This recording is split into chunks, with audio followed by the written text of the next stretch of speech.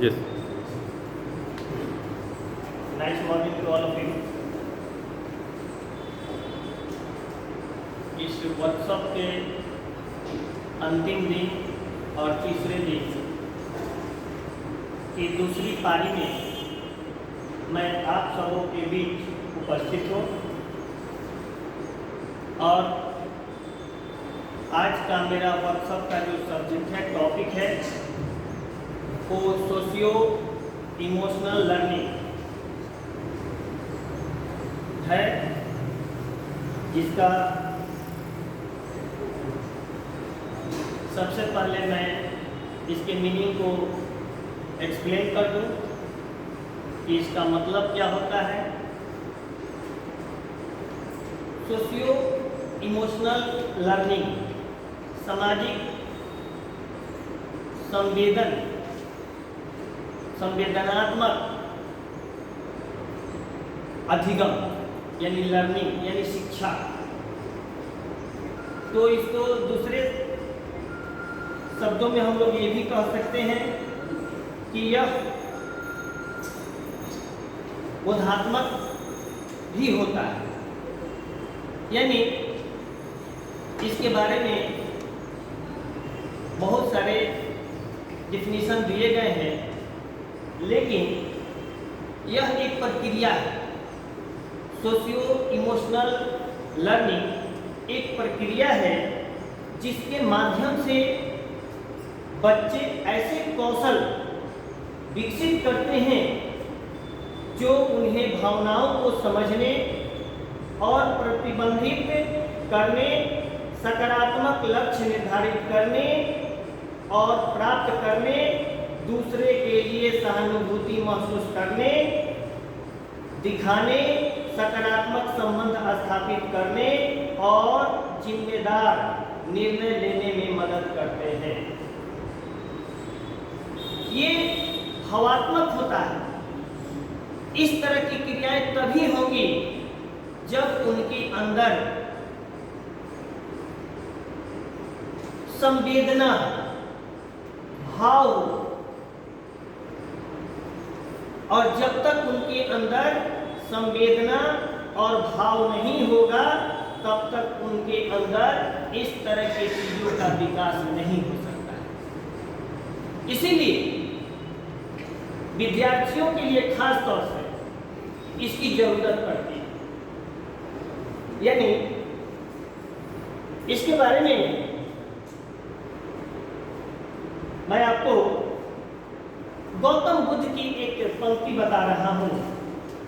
गौतम बुद्ध के मन में संसार के दुख को देखकर पीड़ा उत्पन्न होने लगी और उस पीड़ा के उत्पन्न होने से क्या हुआ, उन्होंने कितने तरह की चीजों को देखा। तो पीड़ा तीन तरह के देखा। एक पीड़ा था रोग, दूसरा पीड़ा था बुढ़ापा और तीसरा पीड़ा था मृत्यु। इन तीनों चीजों को देखने के बाद उनके मन दृश्यों ने क्या बना दिया कि सिद्धार्थ के अंतःकरण को झकझोर दिया।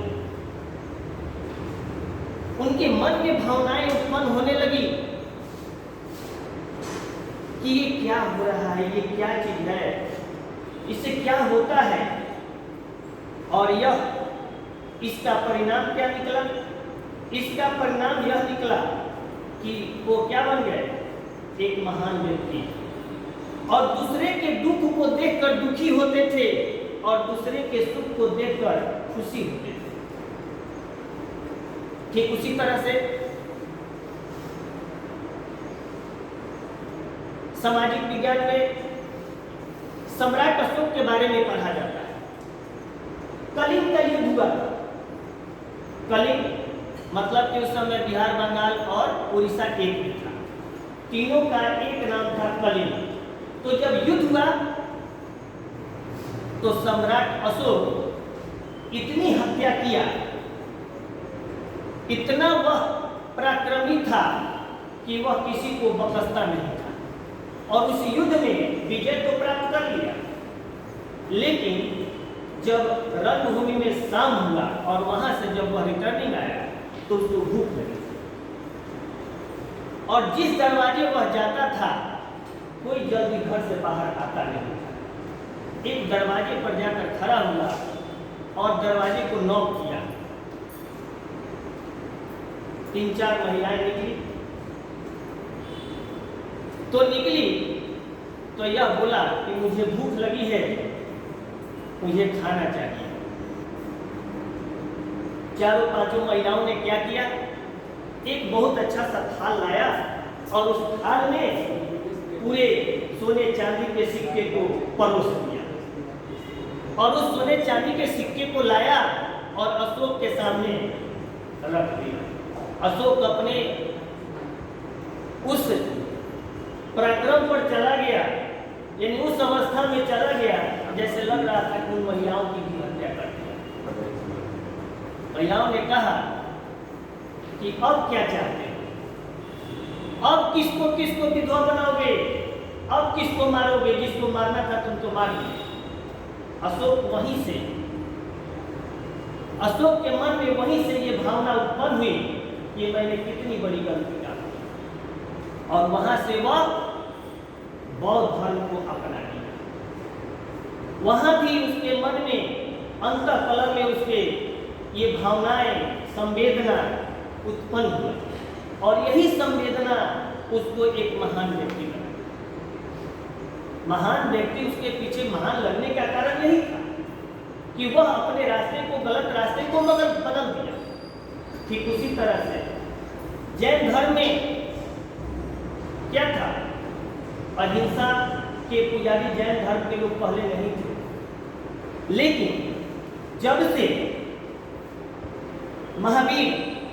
भगवान महावीर ने उपदेश दिया तो उनके उपदेशों को सुनकर जैन धर्म के लोगों ने क्या किया, तो पशु बलि पर रोक लगा दी। ये क्या हुआ, यानी कि कहीं न कहीं उसके साथ संवेदनशीलता जुड़ा, संवेदनशील हुए लोग, और उस संवेदनशीलता का परिणाम क्या होगा कि पशु हत्या पर रोक लगा।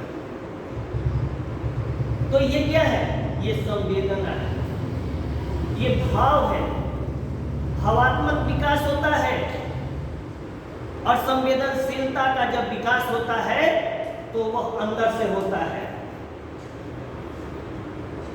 तो मुझे एक पंक्ति याद आ रही है इसी संवेदनशीलता पर कि संवेदनाएं कैसी होती हैं और उसका रिजल्ट क्या होता है। इस पर एक पंक्ति है कि चांदनी रात में बरसात बुरी लगती है, घर में हो लाश तो बारात बुरी लगती है, लाख सजन करने पर भी दिल नहीं भरता, दिल में हो दर्द तो हर बात बुरी लगती है। तो जब तक आपके दिलो दिमागों में संवेदनाएं नहीं आएंगी तब तक आप कुछ नहीं कर सकते हैं, हम कुछ नहीं कर सकते हैं। हमारे छात्रों के लिए संवेदना बहुत बड़ी चीज होती है, क्योंकि इन संवेदनाएं के कई उदाहरण हैं हमारे समाज में जो हम देखकर अनुभव करते हैं और फिर अपने अंदर लाते हैं। एक छोटी सी एक्टिविटी है संवेदना को बताने के लिए। जब विवाह होता है तो देखिएगा, आज से 15 साल, 20 साल, 25 साल पहले, जैसा कि जेपी सर ने तुलना चर्चा भी किया, बताया भी 15 साल, 20 साल पहले की बातों, महिलाएं, लड़कियां जब विदा होती हैं तो फफक के रोती हैं। कभी माँ को पकड़ती है, कभी पिता को पकड़ती है, कभी भाई को पकड़ती है। बस ये संवेदना है, ये भाव है। और वही आज भी लड़कियां विदा हो रही हैं। आज की लड़कियां विदा हो रही हैं तो अगर आंखों से आंसू नहीं आता है तो थूक लगा लो। अरे इमोशन सर के साथ सर मैं बता रहा हूँ। आज विदाई कैसे होता है? लड़की घर से निकलती है तो आंखों से तो कहीं कहीं देखने के लिए मिलते हैं कि आंसू गिरते हैं। आज की लड़कियां इतनी समझदार है कि रोती नहीं। आज की लड़कियां कैसी होती है? अगर विदा हो रही है तो मम्मी वहां रो रही है, अपने मम्मी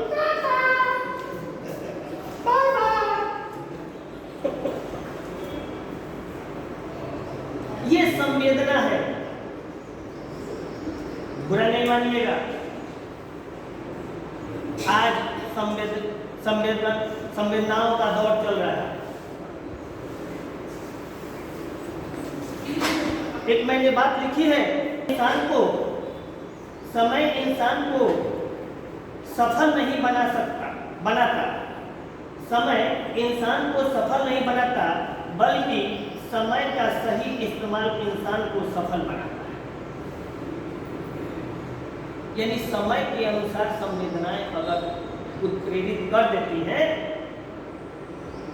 तो हमारा विद्यार्थी, हमारा समाज हर दृष्टिकोण से विकसित हो जाता है।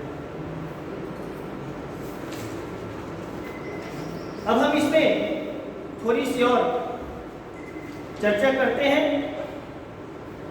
कि ये हमने अभी पढ़ा कि निर्णय लेने में मदद करते हैं। फिर दूसरे शब्दों में SEL को छात्रों को लचीलापन मजबूत करने, उनके संचार कौशल में सुधार करने में मदद करता है। यानी ये जो कौशल होते हैं ना, 4 तरह के होते हैं दुनिया में। ये कौशल स्किल जो होता है 4 तरह का होता है। हम सभी DLED और BEd किए हुए छात्र शिक्षक यहाँ बैठे हुए हैं। मैं तो स्टूडेंट ही अपने आप को समझता हूँ। तो उसमें 4 तरह के स्किल मैंने पढ़ा था, LSRW।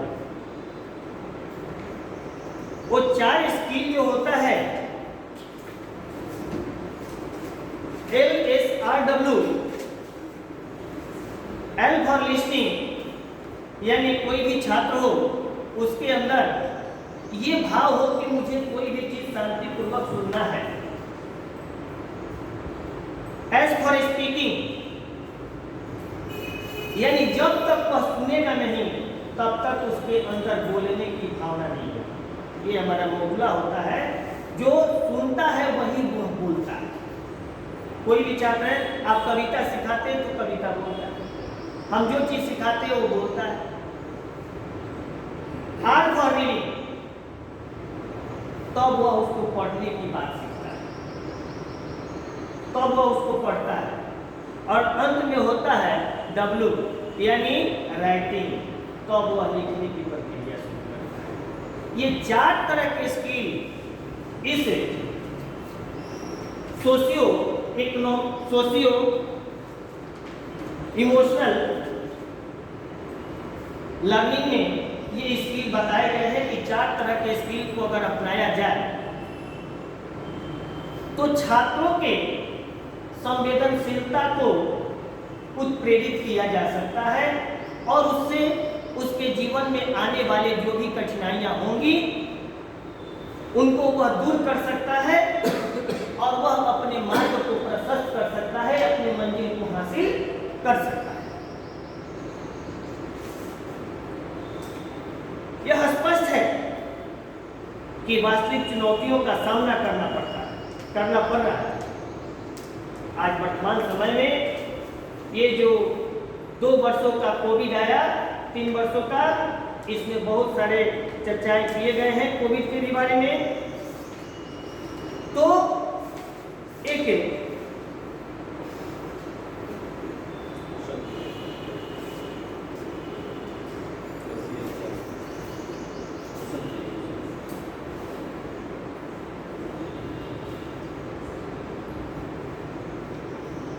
कैसे, यानी ये 2 शब्दों से बना है CA, यानी कि CA का मतलब होता है हाँ, SEL वो सर है सोशियो इमोशनल लर्निंग। लेकिन उसमें एक वर्ड है जी सर, उसमें मैं ये जानने की कोशिश कर रहा हूँ, नहीं ये जो CASEL मैं ये जानने की कोशिश कर रहा हूँ कि आप इसमें कुछ और शब्दों को, अक्षरों को जोड़ रहे हैं जी। लेकिन जैसा स्क्रीन पे मुझे दिख रहा है SEL, जी जो हो सकता है कि आपके शीर्षक का भी नाम हो, लेकिन उसको थोड़ा नहीं, सा शीर्षक का नाम नहीं, ये एक शब्द है जिसका मीनिंग मैं बता रहा हूँ। ठीक है सर, ठीक तो है। समझने की कोशिश किया जी। जाए। Thank you. ये सोशल एंड इमोशनल लर्निंग के सह संस्थापक जो थे, यानी उसके संस्थापक जो थे टिम श्राइबर के अनुसार इस मान्यता का आधार, यानी इसकी जो मान्यताएं थी उसका आधार जो था वही था CASEL। तो CA का मतलब होता है कोलैबोरेटिव फॉर एकेडमिक, और सेल का मीनिंग यहाँ पे सोशल एंड इमोशनल लर्निंग, जिसका अर्थ क्या होता है? ये अर्थ होता है कि उसका सामाजिक भावात्मक विकास, उनके सीखने की क्षमता से ये जुड़ा हुआ होता है। इसीलिए इस शब्द को इसमें ऐड करके और बताया गया।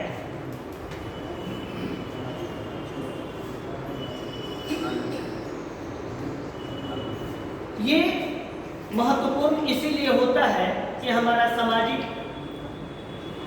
जो स्टेटस है, जो हमारे सामने चुनौतियां हैं सामाजिक रूप से, वो कैसे हम लोग सामना करते हैं, इसीलिए ये महत्वपूर्ण होता है। नेक्स्ट आगे देखिए।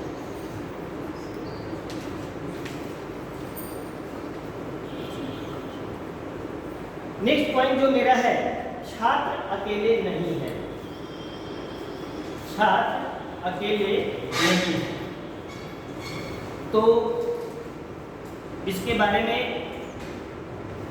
छात्रों और शिक्षकों ने समान रूप से शिक्षा और अपने दैनिक जीवन के बड़े पैमाने पर उथल-पुथल का सामना किया है।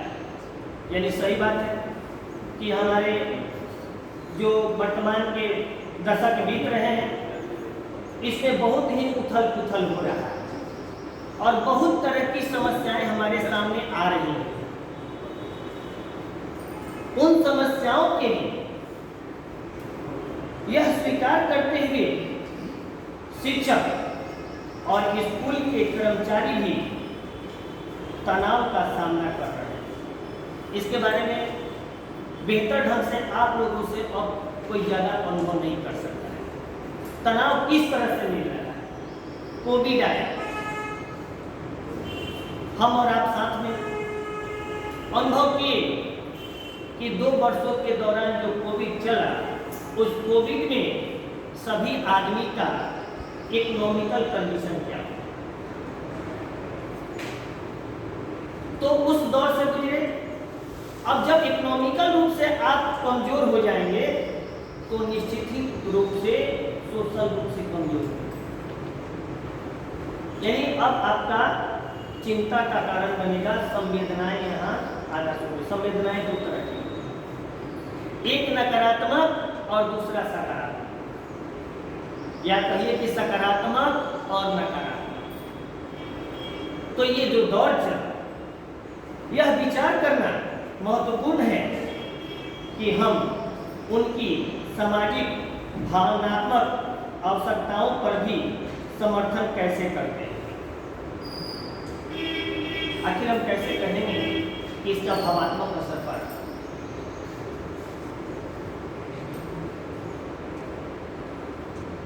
कैसे? और एल विश्वविद्यालय ने अप्रैल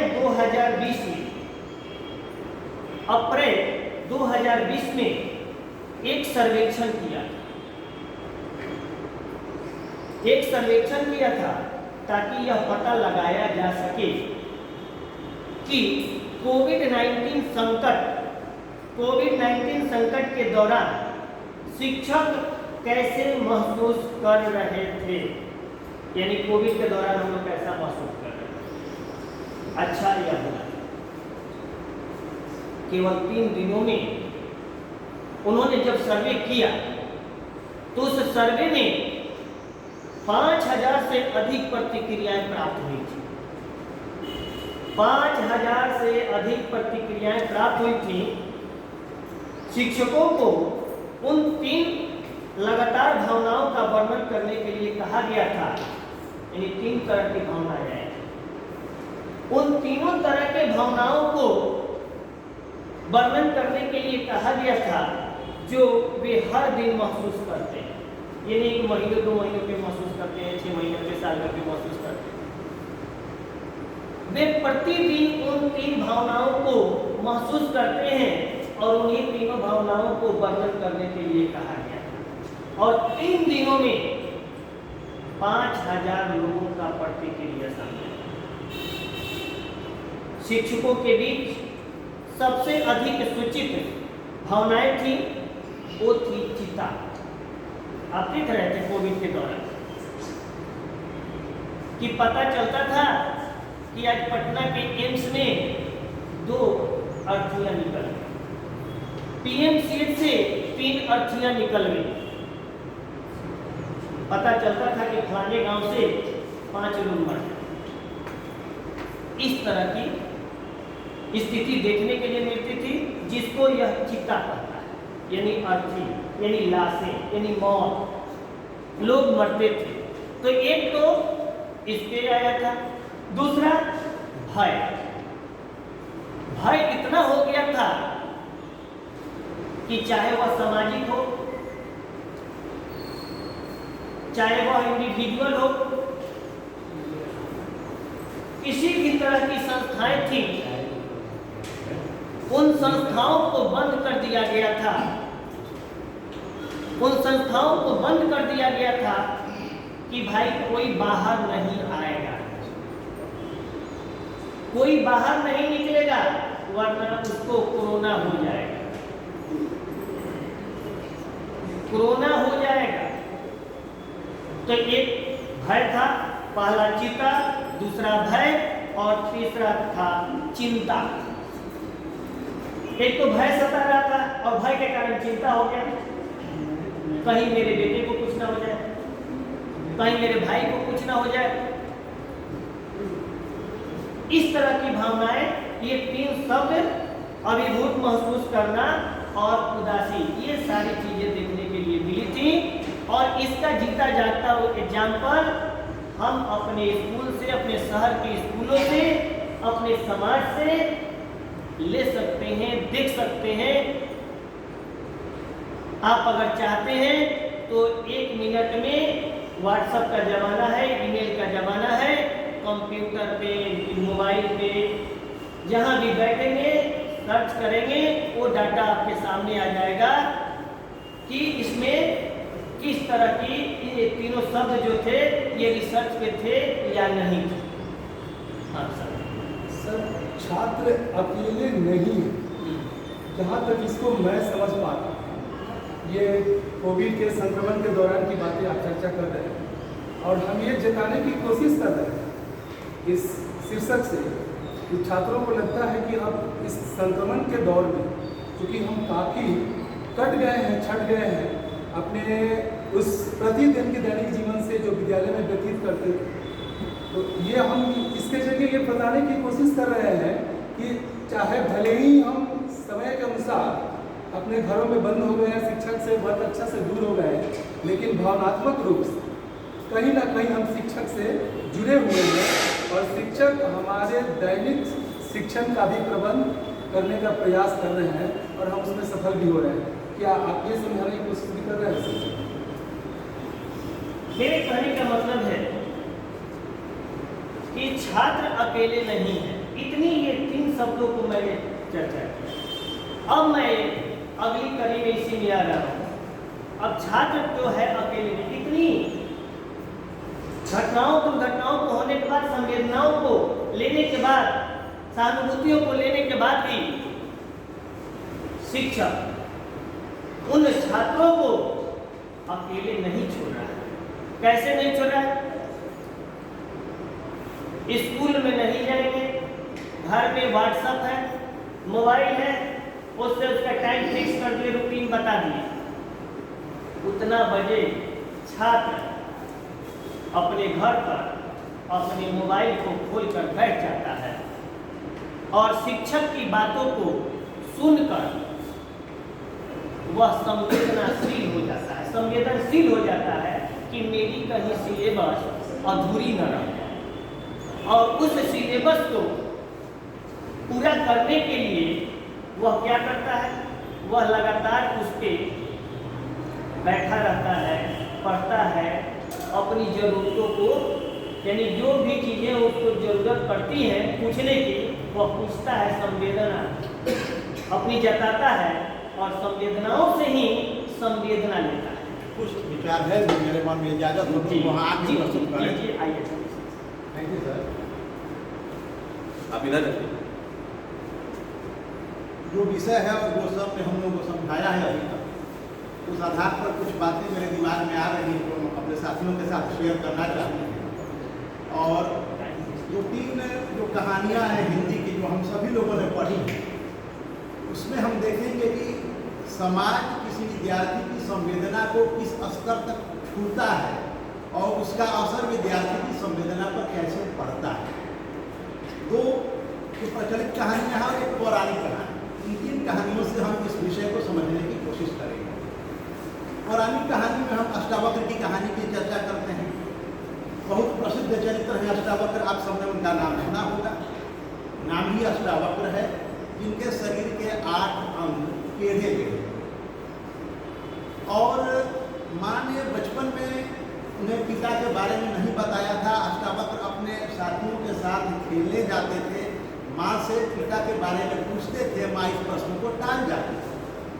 क्रमशः अष्टावक्र का शारीरिक विकास होता जा रहा था और उसी क्रम में उनके शरीर के जो भी अंग थे, विकास होने के साथ साथ उनका टेढ़ापन क्रमशः और प्रकट होता जा रहा। साथियों ने उनसे बार बार पूछा कि तुम्हारे पिता कौन है, तुम्हें पता है? हम सबके पिताओं के बारे में हमें पता है, तुमको अपने पिता के बारे में नहीं पता। और अष्टावक्र को आखिरकार बहुत दबाव देकर माँ से पूछना पड़ा कि मेरे पिता के बारे में तुम जरूर बताओ।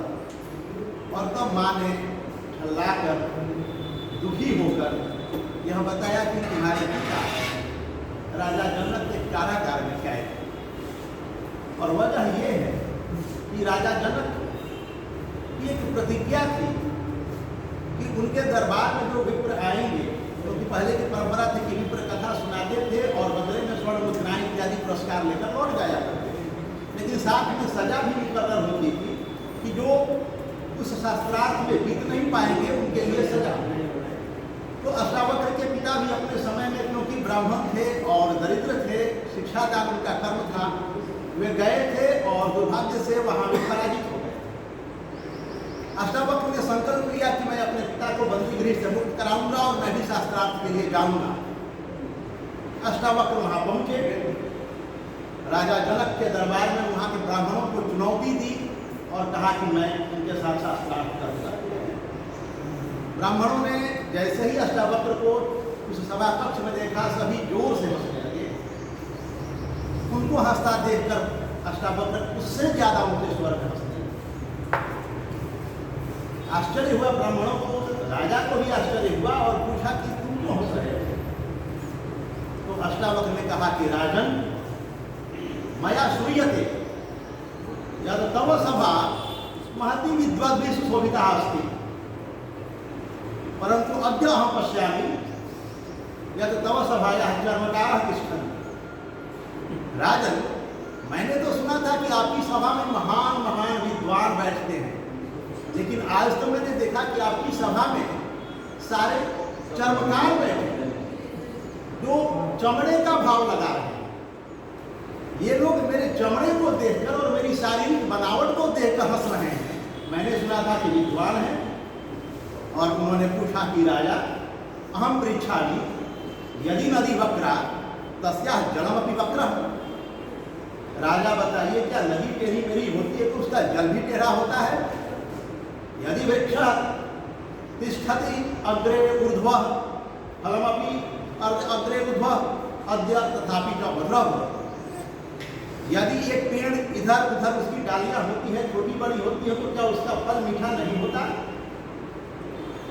यदि अद्य मम देह अष्टावक्रः मम देहे तिष्ठत आत्मा अभिवक्रा अस्ति, यदि मेरा देह टेढ़ा मेरा है तो क्या मेरे शरीर में स्थित आत्मा भी टेढ़ी है?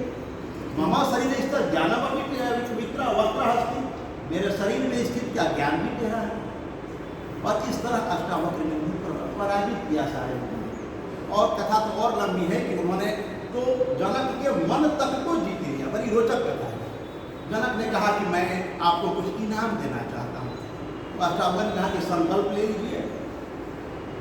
संकल्प जैसे ही लिया उन्होंने कि मैं आपको पुरस्कृत करना चाहता हूँ, बोले कि अब मांगिए क्या मांगना चाहते हैं। अष्टावक्र ने कहा कि आप देने की स्थिति में कहा है, आपने अपना मन तो मेरे हवाले कर दिया है संकल्प में, तो अब देंगे क्या? मैं तो गाय दे सकता हूँ, गांव दे सकता हूँ, ये कर सकता हूँ। तो बोले कि राजन परंपरा के तहत राजा कुल में जन्म लेने की वजह से आप राजा हुए हैं, इसके लिए आपने कोई अलग से कीर्ति नहीं की, तो आप तो देने का अधिकारी ही नहीं है, क्योंकि आप तो राजा ही नहीं है। वंश परंपरा के तहत आपको ये प्राप्त है, आपका अर्जित ही नहीं तो आप दे कैसे सकते? अपना अर्जन किया हुआ दिया जाता है। और तब राजन जनक उनके चरणों में गिर पड़े, ज्ञान प्राप्त।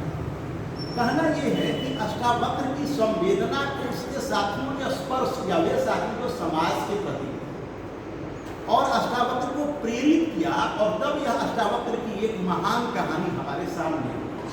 वरना समाज यदि उसकी संवेदना को स्पर्श नहीं करता तो नहीं। दूसरी कथा जो बहुत प्रचलित कथा है, प्रेमचंद की ईदगाह, सबने पढ़ी। ईदगाह में हामिद अपनी अम्मी जान के लिए चिमटा खरीद के मेला से लाता है। वह रोजाना देखता है कि उसकी अम्मी जान के हाथ रोटी पकाने के समय जल जाते हैं, और उसकी अम्मी जान कभी इस बात की शिकायत उससे नहीं करती। हामिद छोटा 7 साल का बच्चा, और माँ की इस दर्द को वह रोज महसूस करता है, लेकिन उसे कोई रास्ता सूझता नहीं। यहाँ उसकी संवेदना की हम लोग बात कर रहे हैं, उसकी संवेदना को हम समझने की कोशिश करें। रोज माँ के दर्द को देखता है, रोज उसको महसूस भी करता है, रोज लेकिन रोटी भी चाहिए खाने के लिए, जो शरीर की जरूरत के लिए भी, लेकिन वह कुछ कर नहीं पाता है, अंदर ही अंदर छटपटाता है, उसकी बेचैनी है। लेकिन उस पीड़ा को वह किसे व्यक्त करे? माँ की पीड़ा को वह बखूबी समझता है। माँ ने उसे कुछ पैसे दिए, 3 पैसे जिसे उसने इकट्ठे किए हैं, और संयोग से गांव में मेला लगता है, ईदगाह का। सारे बच्चे जाते हैं, हामिद भी अपने दोस्तों के साथ उस मेले में जाता है। सारे बच्चे अपने लिए कोई गुब्बारे खरीद रहा है, कोई मिठाइयाँ खरीद रहा है, सब कुछ खरीद रहा है। समाज उसे अपनी ओर आकर्षित करता है, जो समाज के वैभव की वस्तु है।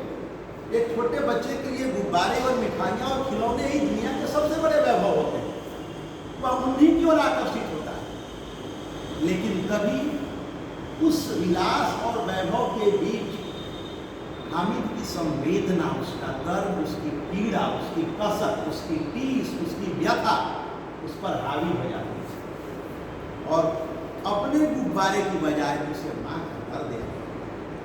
और उसे लगता है कि हम गुब्बारा तो क्षणिक है, मिठाई भी क्षणिक है, लेकिन एक चिमटा यदि मैं ले लेता हूँ तो मेरे माँ के दर्द हमेशा के लिए खत्म हो जाएंगे, और मेरे माँ के हाथ कभी नहीं चलेंगे। यह वह संवेदना है जो उसके हृदय को स्पर्श करती है, और इस कहानी को पढ़ने के बाद पाठकों को भी स्पर्श करती है। और आखिरकार हामिद वह चिमटा खरीद लाता है, और माँ को वह चिमटा शाम में प्रस्तुत करता है। माँ पूछती है, मेले में तुमने क्या खाया? कुछ नहीं खाया, रह जाता है। और जब माँ शाम में रोटी पकाने जाती है, आहिस्ते से माँ के सामने लाकर चिमटा, बेटी की इस संवेदना को एक माँ के प्रति देखकर आप समझ सकते हैं, हम भी मानव हैं, हमें भी संवेदनाएं हैं कि क्या अवस्था उस माँ की रही होगी। 7 साल के बच्चे की उस भावना को माँ ने किस रूप में लिया होगा, शब्दों में वर्णन इसे नहीं किया जा सकता। हाँ, शब्दावली में बांधने के लिए हम कह सकते हैं कि माँ ने गले लगा लिया, माँ की आंखों से आंसू निकल पड़े। लेकिन उसकी कोई सीमा नहीं है जो माँ के आनंद की अनुभूति हुई होगी। और हामिद की खुशी की कल्पना कीजिए, जब उसने माँ के हाथों में चिमटा देखा होगा, तो उस 7 साल के बच्चे की संवेदना जब खुशी में बदली होगी, आत्मसंतुष्टि में बदली होगी, तो उसका स्वरूप कैसा है। तो यह एक बाल मनोविज्ञान की संवेदना है। हम जिन बच्चों को पढ़ाते हैं, अलग अलग उनका वर्ग समूह होता है, उनका आयु वर्ग भी होता है। उस आयु वर्ग में उसी संवेदना को समझने की जरूरत होती है। और कभी हम उस संवेदना को, उनकी सामाजिक पहलुओं को जब नहीं समझ पाते हैं, तो हम उस निर्णय लेने की स्थिति में नहीं रहते हैं जो निर्णय हमें लेना चाहिए। विद्यार्थियों की संवेदना और समाज। एक और कथा जिक्र करता हूँ। यह कथा आप सबने पढ़ी है, अखबार में नाम सबने पढ़ा। गुरुदास उसका कैरेक्टर है। वहाँ भी समाज गुरुदास को कैसे प्रेरित करता है।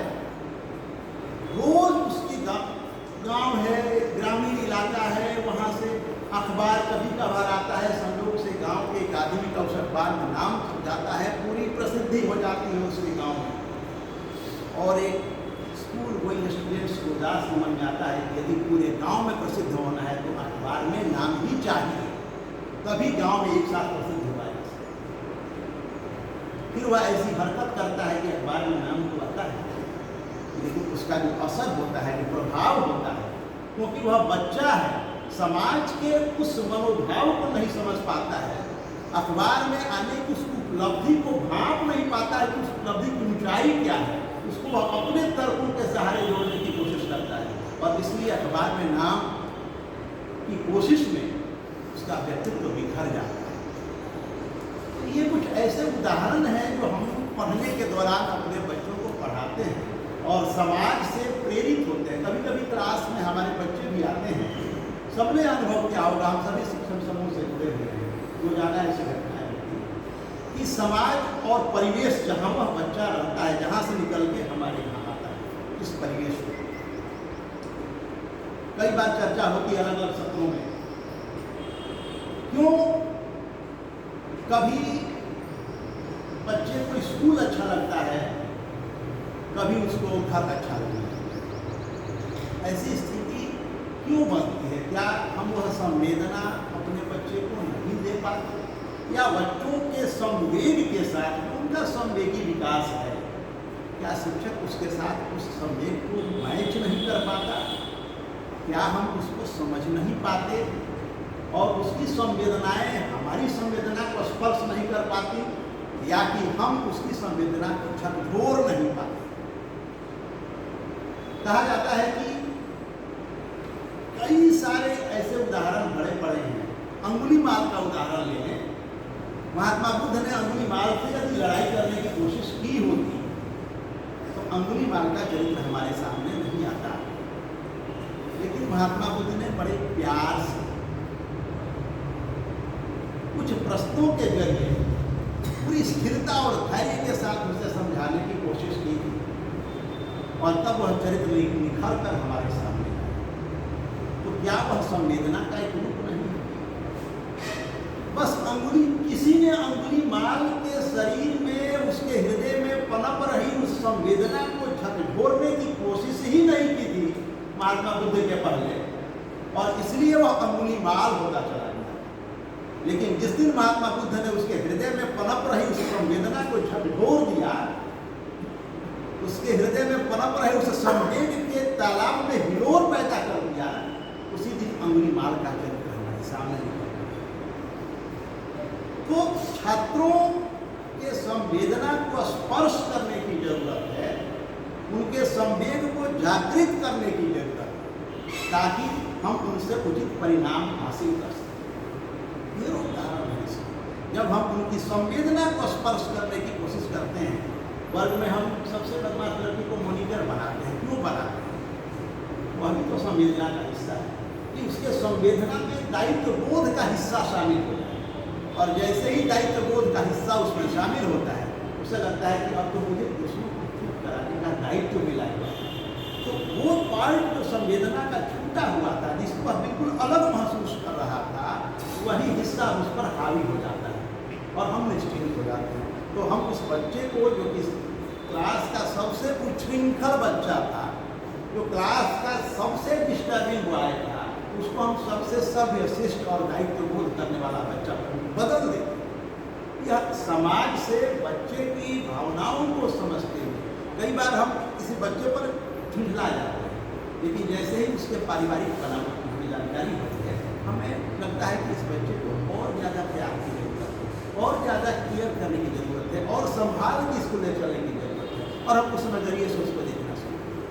तो ये समाज है, ये समाज नहीं करता। समाज उस बच्चे को, क्योंकि हम जिस पेशे से जुड़े हुए हैं, हम इसको गंभीरता से सोच समझ सकते हैं, लेकिन कोई जरूरी नहीं कि जिस परिवेश में बच्चा रहता है उसका पड़ोसी भी उतनी गंभीरता से उस बच्चे के बारे में सोचे। ये हमारा दायित्व होता है। तो हमारी संवेदना और अपने वर्ग के बच्चों की संवेदना दोनों यदि एक साथ मिल जाता है तो एक अच्छे समाज का निर्माण हम करने में अपनी भूमिका निभाते हैं।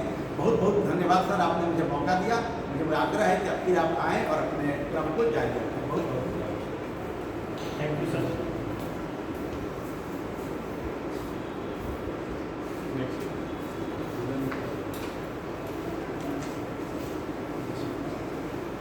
इसके बाद हमारा जो पॉइंट है वो सामाजिक भावनात्मक आवश्यकताओं का समर्थन है। तो सामाजिक भावनाओं, भावात्मक आवश्यकताओं का समर्थन किस तरह से मिलता है, इसका एक जीता जागता एग्जाम्पल, एक नहीं 3 एग्जाम्पल सर ने जैसा कि दिया, वो भी सामाजिक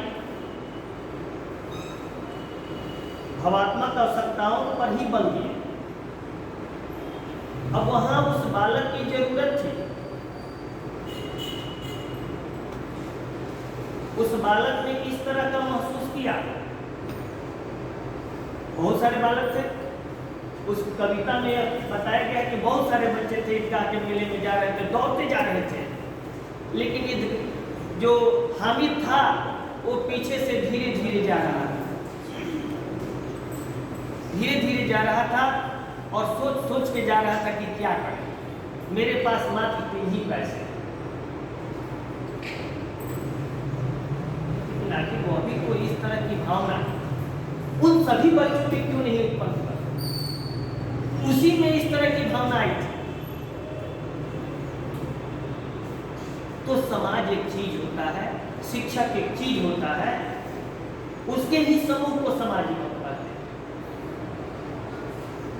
बच्चों के भी जो ग्रुप बनते हैं वो भी एक क्लास में समूह सामाजिक ही होते हैं। जहां 2, 4, 10 बच्चे मिल गए, उनका एक अलग समाज होता है। 10 बच्चे ऐसे होते हैं जो खेलने के लिए प्रेरित करते हैं। तो सारे के सारे सामाजिक भावनाओं को ही जरूरत होती है, जिससे कि बच्चे को प्रेरित किया जाए, झकझोरा जाए, जिससे कि उसके अंदर छिपी हुई जो कला है, जो कौशल है, वह निखर कर सामने आ जाए। इसी को निखारने की हमको जरूरत पड़ती है। हम तरह तरह के कविताओं को बताते हैं, तरह तरह के समाज के जो कार्य होते हैं उसका एग्जाम्पल देते हैं, उदाहरण देते हैं, जिसके अंदर उसके कोई कार्य करके दिखाना पड़ता है। जैसे कि हम अभी इधर की बात बता रहे, एक सच्ची घटना हम लोग के साथ हुई थी। हम और एक हमारे कलीग एग्जामिनेशन के दौरान ड्यूटी कर रहे थे। ड्यूटी के दौरान हम लोग घूम रहे थे। मुझे प्यास लगी। प्यास लगने से पहले मैंने कई बार उसको देखा। जब हम लोग दोनों टीचर अप डाउन कर रहे थे तो उस रो में जब वो टीचर पीछे की तरफ जा रहे थे तो मैं पीछा होकर देख रहा था। वह अपने मुड़ी को नीचे करके और फिर वह मुंह ऊपर कर ले रहा था। 3-4 बार ऐसी घटना किया हुआ, 3-4 बार ऐसी घटना किया। उसके बाद तब तक मैंने पानी पीने के लिए निकल गया, क्लास से निकल गए पानी पीने के लिए। तब तक वो शिक्षक परेशान थे। परेशान मतलब कि वो ये चाहते थे, जानना चाहते थे कि ये है कौन, इस क्लास में वो विद्यार्थी है कौन। अब वो रंग इशारों में और वह अंत में बच्चा पकड़ा गया।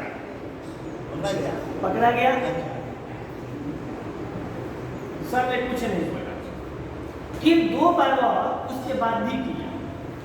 सर ने क्या किया कि उसको 2-4 थप्पड़ लगाया, और जब वो थप्पड़ खा गया तो हमारे ही कुछ कलीग्स उस आवाज को सुन के कहने लगे कि टीचर का अच्छा तरीका नहीं। मैंने महसूस किया और मैंने सुना भी उन लोगों के मुखों से। दूसरे टीचर से उन लोग जाकर कहते हैं कि बहुत गलत बात है। और उस शिक्षक में बदलाव क्या है, उस बालक में बदलाव क्या है? बदलाव ये आया कि जब वह अगले दिन आया तो वह मेरा पैर छू के प्रणाम किया। मैंने कहा क्या बात, अलग से ही प्रणाम? कहा कि नहीं, सर को खोज रहे हैं। हम किस सर को खोज? उसी सर को गलती हो गई थी कल। अच्छा मामा। उसके अंदर ये कहीं ना कहीं भावनाएं आई कि मैंने गलती किया था। हालांकि सर से भी वो सॉरी बोला, जब 2-4 थप्पड़ खाया तो सॉरी सर खाने, तब तक मैं पहुंचा। तो संवेदना जो होती है ये कहां से किसके अंदर कब उत्प्रेरित होगी? जैसे कि उंगली मार डाकू को इन्होंने कहा, उसके पहले जितने लोग जाते थे उनकी उंगली काट लेता था। वो मौका कहाँ देता था? लेकिन वो गौतम बुद्ध की वो विवेक थी, उसने कहा कि ठहरो। तो इन्होंने कहा कि मैं तो ठहर गया, पर तू कब ठहरेगा? वह सोचा कि कौन अजीबा व्यक्ति है भाई जो इस तरह से रिप्लाई करे, और इन्होंने उसके दिलों और दिमागों को तो सामाजिक जो भावनात्मक आवश्यकताएं होती हैं समाज की घटनाओं को देखने से, कोविड-19 को देखने से मिलता है। उसके बाद इसी में एक पॉइंट है, चाहे सीखना व्यक्तिगत रूप से हो, मैंने कहा पार्टिकुलर हो, या ऑनलाइन, 3 मुख्य विचारों के साथ एसीएल के मूल्य पर विचार करने वाली व्यवहारिक रणनीतियों के साथ संक्रमण का समर्थन करना संभव है। यानी ये जो हम लोग बहुत सारे एग्जाम्पल को देखे, अब पॉइंट पे आए तो देखे कि 3 तरह की बातें जो मिली थी, चिता, भय और चिंता। चिता, भय और चिंता, तो ये तीनों कहां से मिला? समाज से मिला। कहां से मिला? समाज से मिला, और समाज में होने वाली घटनाओं से ही मिला। नेक्स्ट, पहले रिश्तों से शुरू करें। यानी ये जो भावनाएं जो होती हैं, ये जो सोशियो इमोशनल लर्निंग जो होता है, ये पहले रिश्तों से शुरू करें। कैसे भाई? तो देखिएगा कि हर माँ बाप को अपने बच्चों से क्यों नहीं, कोई माँ अपने बेटे से जितना प्रेम करती है, क्या उतनी ही बगल के पड़ोसी के बेटे से करती है? नहीं करती। उसको अपना बच्चा बहुत प्यारा लगता है। तो इसमें हम लोग देखते हैं कि हम लोग इसमें ये जानते भी हैं कि एक शिक्षक का जो रोल होता है, वह शिक्षक का एक छात्र के साथ जो संबंध होता है, उस संबंध पे जब हम लोग चर्चा करेंगे तो इस बात का संकेत मिलता है कि वे दूरस्थ शिक्षा कक्षाओं में आते हैं, जो मैंने कहा ऑनलाइन। यानी शिक्षक और छात्र दोनों काफी दूर होते हैं, लेकिन वो किसके माध्यम से? कम्युनिकेशन के माध्यम से एकदम करीब होते हैं। कम्युनिकेशन के माध्यम से एकदम करीब होते हैं, एक दूसरे को देखते हैं, समझते हैं और वार्तालाप करते हैं।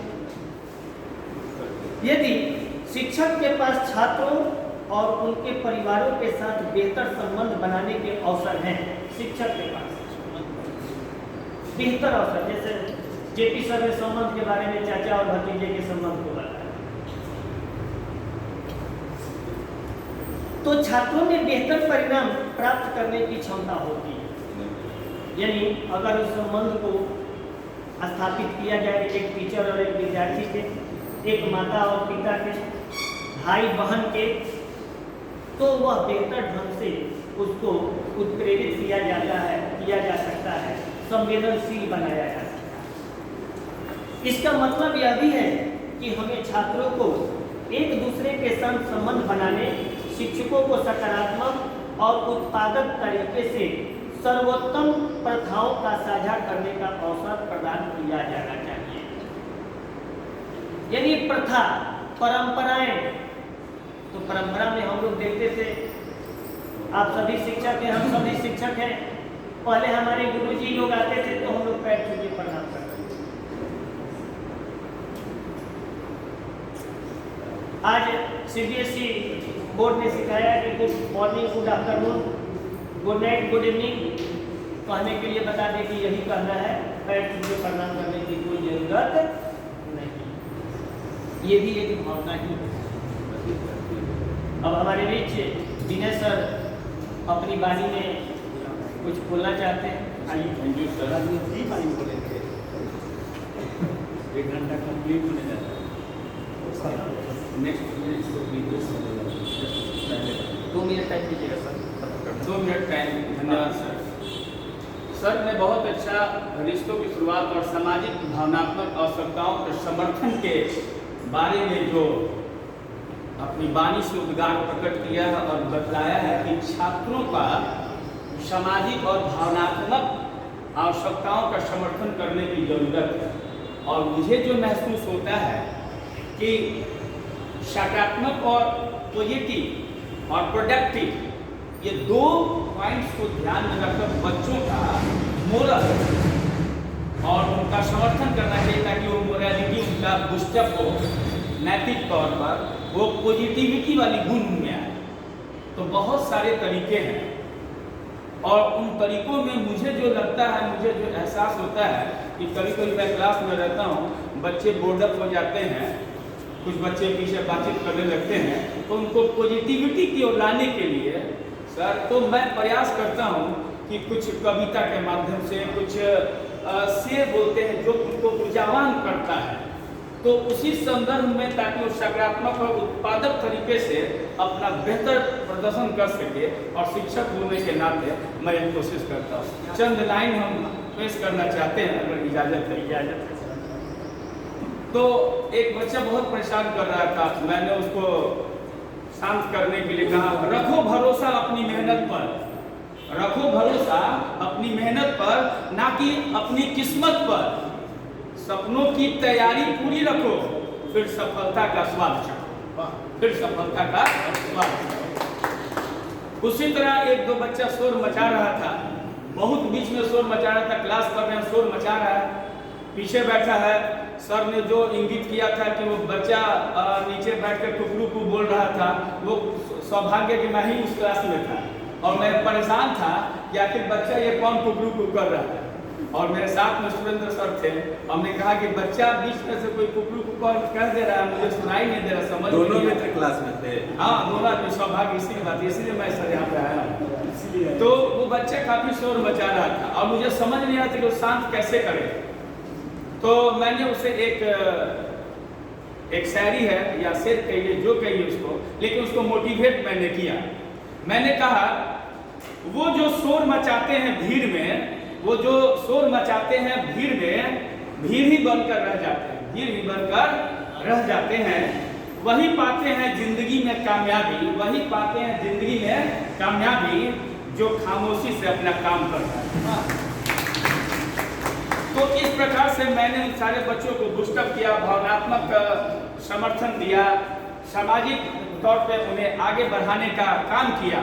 और ये बहुत अच्छा शिक्षक के पास अवसर रहता है कि जो यंगर जनरेशन है उनको क्लास में इस प्रकार का मोटिवेट करें। तो उसी पर मैंने एक दो लाइन मुझे और याद आ रहा है, बस हम 2 मिनट का वक्त लेंगे और इससे सारे शिक्षक भी डिस्टर्ब होंगे कि जमीन पर बैठा बैठा क्या आसमान देखता है, जमीन पर बैठा बैठा क्या आसमान देखता है, पंखों को खोल और उड़ जा, जमाना केवल उड़ान देखता है, जमाना केवल उड़ान देखता है।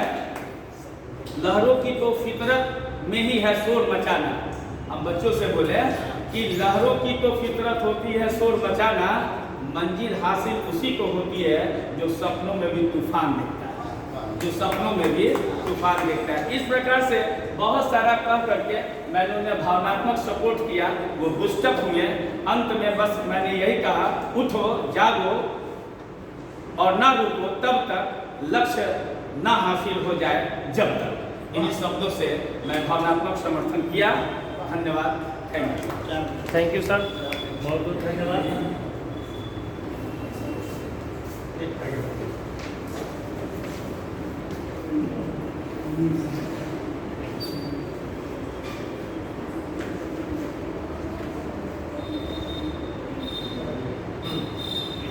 नेक्स्ट, प्रभावी संचार स्थापित करना।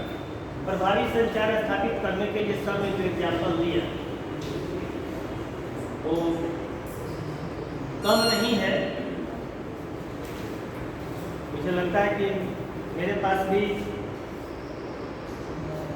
प्रभावी संचार स्थापित करने के लिए का दो आप सिर छोड़ के टॉपिक पर टॉपिक है। शेर बहुत घूम रहा है सब क्लास में, शेर छोड़ दीजिए। चलता रहूंगा पथ पर, चलता रहूंगा पथ पर, चलने में माहिर बन जाऊंगा। चलता रहूंगा पथ पर, चलने में माहिर बन जाऊंगा। आपका उधर है, आपका शेर बाबू उधर है। चलता रहूंगा पथ पर, चलने में माहिर बन जाऊंगा। या तो मंजिल मिल जाएगी या अच्छा मुसाफिर बन जाऊंगा। तो जो संचार होता है, एनर्जी होता है, जो ऊर्जा होता है, वह कई रूपों में प्रदान किया जा सकता है।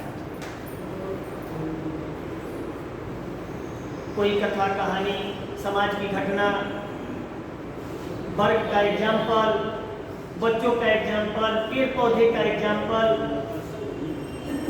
दे करके हम लोग उसको ये कर सकते हैं।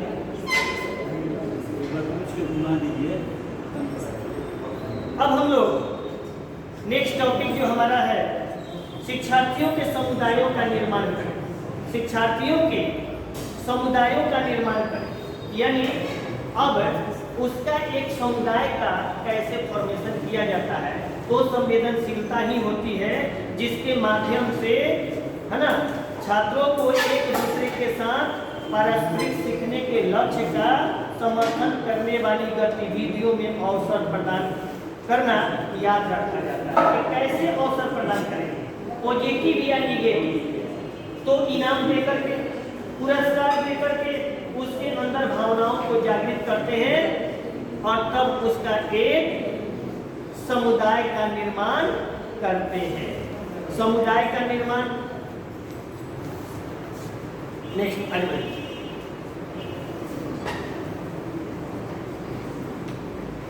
हाँ, उसके बाद जो हमारा टॉपिक है सोशियो इमोशनल लर्निंग, तो इसको हम लोग पाठ्यक्रम प्रदाता चुनते समय विचार रखते हैं। कैसा, किस तरह का विचार रखते हैं?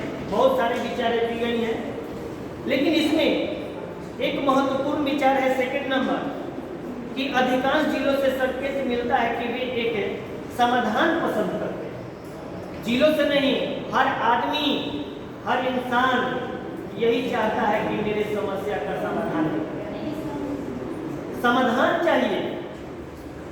फिर एक उसमें और पॉइंट इंपॉर्टेंट है, समानता को संबोधित करता है और सांस्कृतिक रूप से उत्तरदायी पाठ्यक्रम प्रदान करता है जो उनके छात्र आबादी की विविधता को दर्शाता है।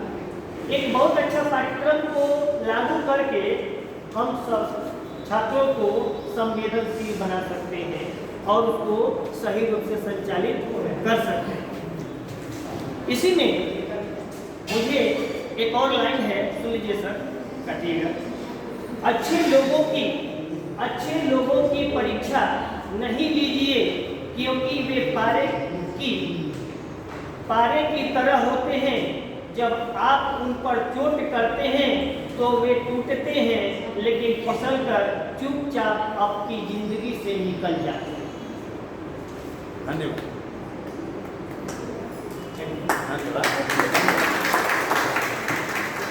आप सबों को बहुत बहुत धन्यवाद। Thank you.